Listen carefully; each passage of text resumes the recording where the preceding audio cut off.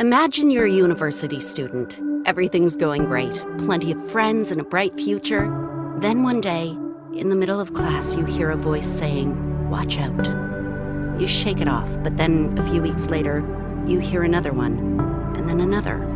At first you think, this isn't real, but the voices get louder and insistent, drowning out everything, filling you with anxiety, confusion, and loneliness. You start waking up dreading the day. How loud will they get?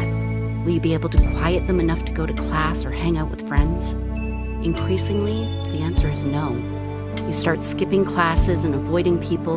Before long, you hardly ever leave your dorm or even get out of bed. One day, a friend knocks on your door. She's worried. She insists you see a doctor. You're scared, but eventually you agree. Anything to silence those voices. The doctor diagnoses you with early psychosis and refers you to a hospital. It's frightening, but recovery is possible, the doctor affirms. After a few weeks of care and assessment in hospital, you feel more like yourself again. Medications helped calm the voices, and now you understand the illness. Now you're ready to leave, and your hospital's care team reached out to the nonprofit CoastMentalHealth as part of your long-term recovery plan. Sarah, a community mental health worker from Coast, comes to visit and offers you a place at Watson House, a community home for young people who've experienced psychosis.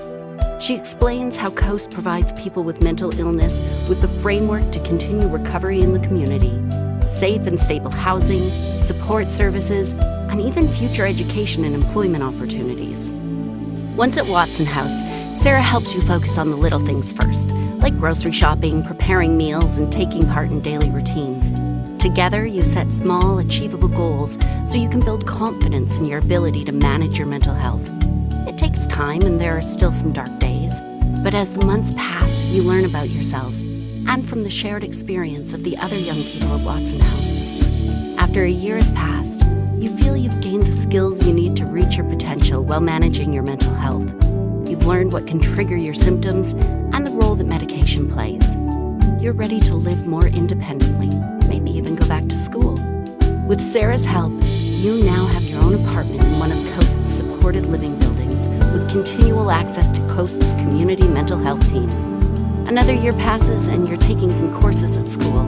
You've also enrolled in Coast's peer support training, where you're learning to become a peer support counselor so you can use your lived experience of mental illness to help others. And those voices in your head, they're gone now. Quieted by the compassion of people like Sarah, who could see your potential, and quieted by your own courage to believe recovery is possible.